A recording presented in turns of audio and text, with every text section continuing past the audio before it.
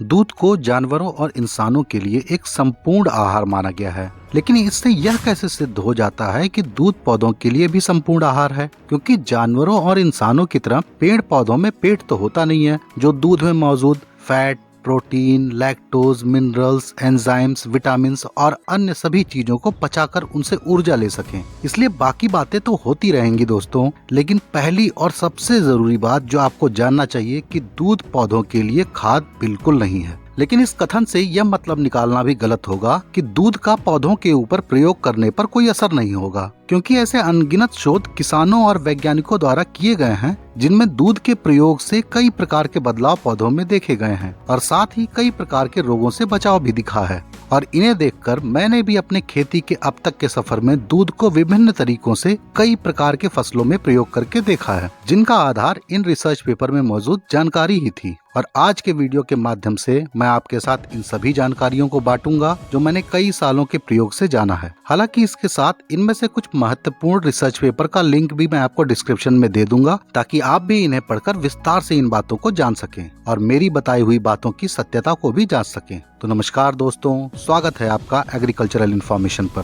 दूध मुख्य तौर पर पानी, वसा, प्रोटीन और लैक्टोज से मिलकर बनता है, लेकिन इसके अलावा इसमें सूक्ष्म मात्रा में मिनरल्स, एंजाइम्स, विटामिन्स के साथ घुली हुई गैस जैसे कार्बन डाइऑक्साइड, नाइट्रोजन और ऑक्सीजन भी होती है। अगर प्रतिशत में बात करें तो दूध में लगभग 88% पानी, 11.4% ठोस पदार्थ, 0.11% कैल्शियम, 0.08% फॉस्फेट और 0.21% मैग्नीशियम होता है। इसके अलावा लगभग 0.2% में कई प्रकार के अन्य सूक्ष्म तत्व भी इसमें मौजूद होते हैं, जैसे आयोडीन, पोटेशियम और जिंक। लेकिन ये सब चीजें पौधों के लिए उपलब्ध रूपों में नहीं होती हैं कि पौधा इन्हें सीधे ले सके, बल्कि ये सभी तत्व कई प्रकार के अन्य जैविक रसायनों में बंधे हुए होते हैं। लेकिन अगर झूठ में भी यह मान लिया जाए कि पौधा इन जटिल रूपों में से तत्वों को किसी तरह से निकाल लेगा, तो भी तो दूध में मात्र 0.11% ही कैल्शियम है। तो आखिर दूध पौधों के लिए कैल्शियम का रिच सोर्स कैसे हो जाएगा? इसलिए यह मात्र एक भ्रम है कि पौधों में कैल्शियम की पूर्ति दूध के स्प्रे से पूरी की जा सकती है, क्योंकि वास्तव में तो ये 0.11% कैल्शियम भी अपने जटिल अवस्थाओं में है और ना ही 100% दूध का स्प्रे किया जाता है। इसलिए स्प्रे के घोल में इसकी मात्रा 0.11% से भी काफी कम होगी और इससे ज्यादा कैल्शियम तो कई क्षेत्रों के पानी में ही मौजूद हो सकता है,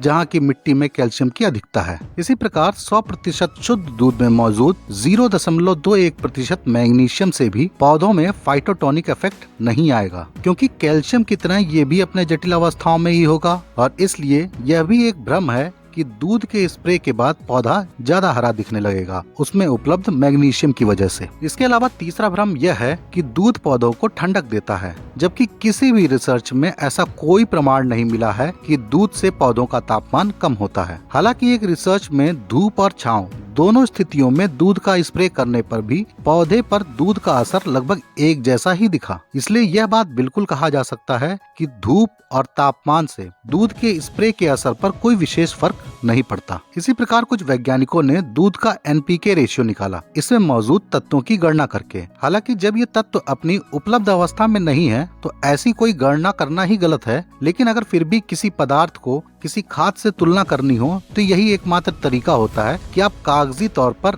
NPK की एक संभावित मात्रा को निकालें। और ऐसा करने पर एक वैज्ञानिक को इसका NPK रेशियो 0.51:0.21:0.18 मिला और दूसरे को 0.54:0.3:0.2 का मिला, क्योंकि दोनों ने अलग अलग प्रकार के दूध के ऊपर शोध की थी। लेकिन ध्यान रहे कि पोषक तत्वों की इतनी कम मात्रा भी अपने उपलब्ध अवस्था में नहीं होती है। लेकिन अगर किसी तरह से ये सब उपलब्ध रूप में भी हो जाएं, तो भी विज्ञान की दृष्टि से ये दोनों NPK रेशियो शून्य ही माने जाएंगे, यानी 0:0:0, क्योंकि जब तक किसी भी खाद में मौजूद तत्व का प्रतिशत 1 के ऊपर नहीं होता तब तक उसे शून्य ही माना जाता है। और इससे भी यह वैज्ञानिक तौर पर सिद्ध हो जाता है कि दूध पौधों के लिए खाद नहीं है। लेकिन फिर भी कई लोग दूध में पानी मिलाकर इसको ड्रिप से या फिर पौधों की जड़ों में सीधे देने की सलाह देते हैं, और यह भी बिल्कुल गलत सलाह है। और इसका पहला कारण तो यह है कि दूध पौधों के लिए खाद नहीं है, और दूसरा कारण है कि दूध का BOD यानी बायोलॉजिकल ऑक्सीजन डिमांड काफी ज्यादा होता है। आसान शब्दों में इसका यह मतलब है कि दूध को सड़कर खाद बनने में बहुत ज्यादा ऑक्सीजन लगती है अन्य जैविक पदार्थों की अपेक्षा, जिसके कारण यदि आप इसे जड़ों के आसपास की मिट्टी में नियमित तौर पर देंगे तो यह मिट्टी में मौजूद ऑक्सीजन को बिल्कुल खत्म कर देगा और फलस्वरूप जड़ों में सड़न लग जाएगी।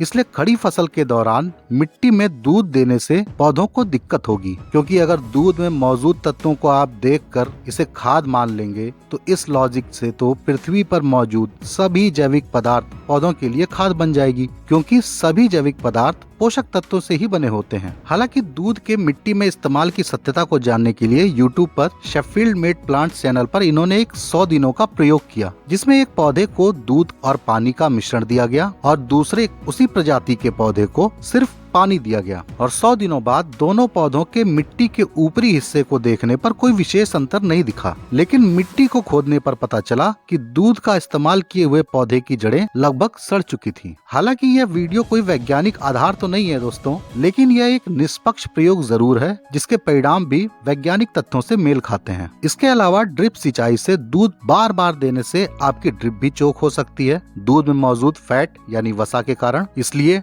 ड्रिप से दूध को नहीं देना चाहिए। इसी तरह एक और बात, कई यूट्यूबर्स कहते हैं कि पाउडर वाला दूध काम नहीं करता या कम शक्तिशाली होता है पौधों के ऊपर, जबकि वास्तव में ऐसा कुछ नहीं है और यह भी मात्र एक भ्रम है। लेकिन आप इस बात को मान सकें इसके लिए मैंने जो रिसर्च पेपर के लिंक दिए हैं उनमें एक रिसर्च पेपर पाउडर वाले दूध के प्रयोग को लेकर भी है और यह बात उन रिसर्च पेपर में मिले परिणामों को देखने से साफ पता चलती है, क्योंकि दोनों प्रकार के दूध यानी पाउडर वाले दूध और कच्चे दूध के इस्तेमाल से लगभग उसी प्रकार के परिणाम पौधों के ऊपर देखने को मिले। और शायद आपको यह जानकर आश्चर्य हो कि मन मुताबिक परिणाम पाने के लिए पाउडर वाले दूध की कम मात्रा का इस्तेमाल हुआ कच्चे दूध की अपेक्षा। हालांकि फिर भी कई लोगों को इस बात को मानने में दिक्कत होगी, क्योंकि इंसानों और जानवरों के लिए पाउडर वाले दूध को उतना अच्छा नहीं माना जाता, लेकिन वे इस बात को भूल जाते हैं कि यहाँ दूध का प्रयोग पौधों पर हो रहा है, न कि इंसानों और जानवरों के लिए, और इसलिए यह बिल्कुल संभव है। तो दोस्तों ये थे कुछ भ्रम और गलत जानकारियाँ जो दूध के प्रयोग को लेकर फैलाई गई हैं। लेकिन मेरा आज का मुख्य उद्देश्य आपको दूध का सही उपयोग वैज्ञानिक तथ्यों के आधार पर बताना है, जो मैं अब बताऊंगा, इसलिए अंत तक जरूर देखिएगा और लाइक भी कर दीजिएगा अगर आपको ये वीडियो पसंद आ रही है। दोस्तों दूध का इस्तेमाल आप बीज शोधन और नर्सरी से निकाले पौध के जड़ों को शोधित करने के लिए कर सकते हैं। और सबसे अच्छी बात है कि चाहे अनाज वर्गीय फसलें हों, दलहनी फसलें हों या फिर फूल, फल और सब्जी वर्गीय फसल हो, बीज शोधन आप सभी फसलों का दूध से कर सकते हैं। इसके लिए आपको दूध और पानी को बराबर मात्रा में मिलाकर उसमें बीजों को भिगाकर रखना होता है और फिर निकालकर छांव में सुखाना होता है। लेकिन कितने समय तक किस बीज को भिगोना है यह बीज के प्रकार पर निर्भर करेगा। जैसे टमाटर और मिर्च जैसे हल्के बीजों के लिए 15 मिनट से 30 मिनट तक का समय भी पर्याप्त है, लेकिन वहीं गेहूं, धान, मक्का जैसी फसलों के बीजों के लिए 1 से 2 घंटे तक भिगाना चाहिए और सागवान, आम जैसे कड़े बीजों के लिए आपको 6 घंटे तक भी इसे भिगा कर रखना पड़ सकता है। लेकिन ध्यान रहे दोस्तों कि लंबे समय तक बीजों को भिगाने से पहले दूध को 45 डिग्री तक गर्म कर लेना चाहिए और इसकी मलाई को बाहर निकाल देना चाहिए। इससे दूध फटेगा नहीं बीज शोधन के दौरान, और इस बात का उल्लेख बाला सुब्रमण्यम जी ने वृक्ष आयुर्वेद में भी किया हुआ है। दोस्तों दूध से बीज को शोधन करने से इसका जमाव काफी अच्छा होता है और नए पौधों में रोग प्रतिरोधक क्षमता भी ज्यादा देखने को मिलती है। बीज शोधन में दूध के काम करने का संपूर्ण कारण तो अभी वैज्ञानिक नहीं जानते हैं दोस्तों, लेकिन कुछ हद तक यह मान्यता है कि दूध में मौजूद अलग अलग प्रकार के जैविक रसायनों के कारण यह कई प्रकार के वायरस और बैक्टीरिया को घोलकर नष्ट कर सकता है जो बीजों के सतह पर मौजूद होंगे, और दूध की परत जो बीजों पे बनेगी उसे सूखने के बाद उसके ऊपर कई प्रकार के हानिकारक फफूंद का जमाव भी नहीं हो पाता है और इससे बीजों को एक अतिरिक्त सुरक्षा मिलती है। इसके अलावा कई वैज्ञानिक यह भी मानते हैं कि दूध में मौजूद विभिन्न रसायन पौधों में साइटोकाइनिन और ऑक्सिन हार्मोन को बनाने के लिए प्रेरित करते हैं और इसके कारण पौधों में एक आंतरिक क्षमता का विकास होता है जो उसे विभिन्न प्रकार के रोगों से लड़ने की क्षमता देता है। इसी प्रकार दूध का इस्तेमाल पौधरोपण से पहले पौधों को शोधित करने के लिए भी किया जा सकता है। इसके लिए 15% कच्चे दूध का साफ पानी में घोल बनाकर इसमें पौधों को 10 मिनट तक डुबा कर रखने से मिर्च,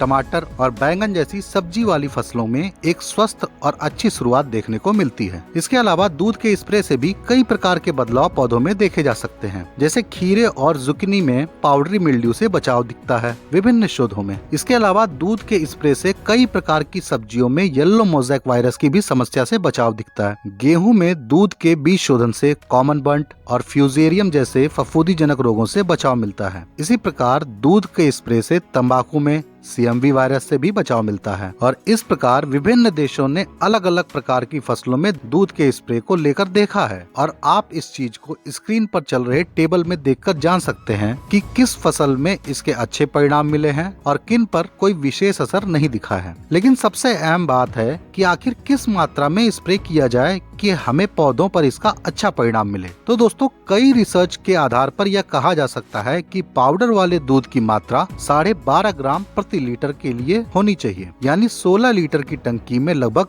200 ग्राम दूध का पाउडर मिलाना चाहिए। लेकिन अगर आप कच्चे दूध का इस्तेमाल कर रहे हैं तो आपको 15% की मात्रा से स्प्रे करना चाहिए, यानी 16 लीटर की टंकी में लगभग 2.4 लीटर कच्चा दूध लेना चाहिए। लेकिन इसके साथ आपको यह भी जानना चाहिए कि यदि आप फसल के शुरुआत से हर हफ्ते में एक बार दूध की इस बताई हुई मात्रा से स्प्रे लेते रहेंगे तो इससे फसलों में रोग नियंत्रित रहता है और बढ़वार भी काफी अच्छी होती है। लेकिन यदि पौधों में रोग आ गया है तो इस मात्रा के स्प्रे से काम नहीं चलता है और आपको रोग के लक्षणों को खत्म करने के लिए दूध के 50% तीव्रता का इस्तेमाल करना पड़ेगा, यानी 16 लीटर की टंकी में 8 लीटर दूध लगेगा, और तब जाकर 2 से 3 स्प्रे बाद यह पाउडरी मिल्ड्यू जैसे रोगों को नियंत्रित कर पाएगा। लेकिन मेरे हिसाब से पाउडरी मिल्ड्यू जैसे रोग के लिए शायद ही कोई किसान इतना खर्चा करे, इसलिए मेरे अनुसार तो दूध का इस्तेमाल बचाव तक ही सीमित रखना चाहिए और रोग के आने के बाद आपको अन्य जैविक फफूंदीनाशक का प्रयोग करना चाहिए, जैसे छाछ, कॉपर और नारियल पानी को मिलाकर बना फफूंदीनाशक। दोस्तों, एक बात जो मैं बताना भूल गया कि भले ही कच्चे दूध की अपेक्षा पाउडर वाले दूध की मात्रा कम लगती है, लेकिन कई रिसर्च में इस बात का उल्लेख जरूर मिलता है कि कच्चे दूध के अंदर मौजूद कण का औसत आकार 2 से 3 माइक्रोमीटर होता है, तो वहीं पाउडर वाले दूध के कण का आकार 100 से 250 माइक्रोमीटर तक हो सकता है। इसलिए पाउडर वाले दूध को प्रयोग करने के लिए इसे पहले गुनगुने पानी में घोला जाता है और तब जाकर इसे साधारण पानी में मिलाया जाता है, ताकि यह अच्छे से पानी में घुल जाए, जिससे कणों का आकार छोटा हो जाए और यह आसानी से पत्तों की सतह पर चिपक सके।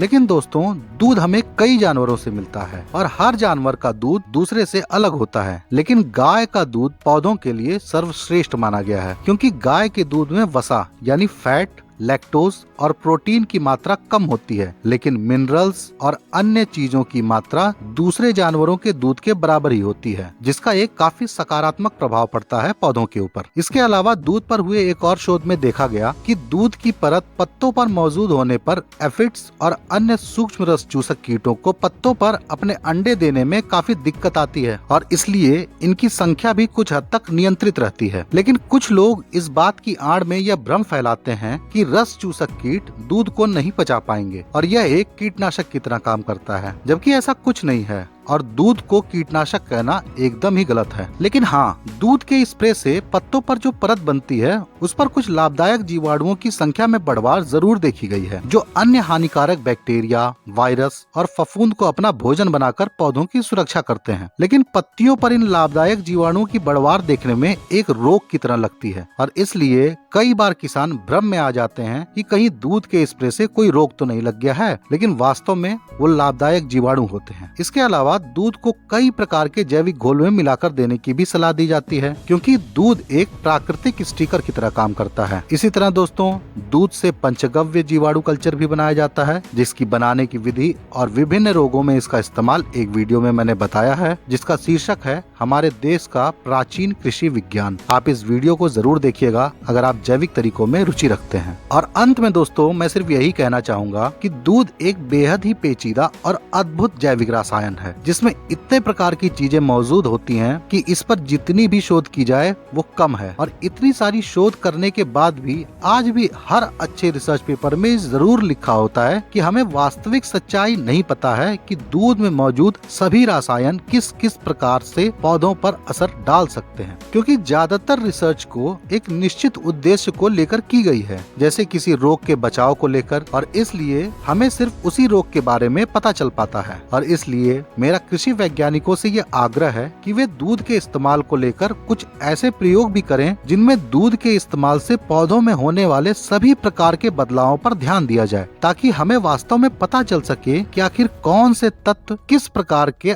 आंतरिक बदलाव पौधों में करते हैं, और तब जाकर हम दूध को पौधों के लिए किसी निश्चित श्रेणी में रख पाएंगे। लेकिन आज के दिन तक हुए शोधों के आधार पर कुछ हद तक यह कहा जा सकता है कि दूध पौधों के लिए एक बायोस्टिमुलेंट की तरह काम करता है, यानी यह एक ऐसा पदार्थ है जो ना ही खाद है, ना ही कीटनाशक है, ना ही फफूंदी नाशक है और ना ही खरपतवार नाशक, लेकिन फिर भी यह पौधों के स्वास्थ्य को प्रभावित कर सकता है, और इसलिए दूध को बायोस्टिमुलेंट कहना सबसे उचित होगा। दोस्तों, मैंने किसी भी रिसर्च पेपर में इस बात का उल्लेख नहीं देखा कि आप दूध को सभी रासायनिक दवाओं में मिलाकर प्रयोग कर सकते हैं, बल्कि इसका उल्टा ज्यादातर रिसर्च में दूध के साथ पानी के अलावा और कुछ नहीं मिलाया गया, और यहाँ तक कि बीज शोधन में भी पहले दूध से शोधित करने के बाद ही उसे जीवाणु कल्चर से शोधित किया गया। और इसको देखते हुए यही निष्कर्ष निकाला जा सकता है कि दूध को दूसरे रासायनिक दवाओं के साथ मिलाकर प्रयोग करने की सलाह गलत है, क्योंकि अगर जीवाणु कल्चर को दूध में मिलाकर प्रयोग नहीं किया जा रहा है, जबकि दूध जीवाणुओं का भोजन है, तो अन्य रासायनिक दवाओं के साथ मिलाकर इसका प्रयोग करना उचित नहीं होगा, क्योंकि दूध के अंदर बहुत ही ज्यादा प्रकार के रसायन मौजूद होते हैं, और इन सभी का रिएक्शन किसी रासायनिक तत्व के साथ क्या होगा यह तो मात्र कल्पना की जा सकती है, क्योंकि इसको वास्तव में पता लगाना किसी अच्छे वैज्ञानिक के लिए भी एक बहुत ही मुश्किल काम है। तो दोस्तों, कैसी लगी वीडियो जरूर बताइएगा। पसंद आई हो तो लाइक कीजिएगा, और दूसरों को बताने लायक लगे तो शेयर कीजिएगा। बाकी इसी तरह की खेती से जुड़ी वैज्ञानिक जानकारियाँ आपको इस चैनल पर हमेशा मिलती रहेंगी, इसलिए सब्सक्राइब भी कर लीजिएगा यदि आपने अभी तक नहीं किया है। तो मिलते हैं दोस्तों किसी अन्य वीडियो में एक नई जानकारी के साथ। धन्यवाद।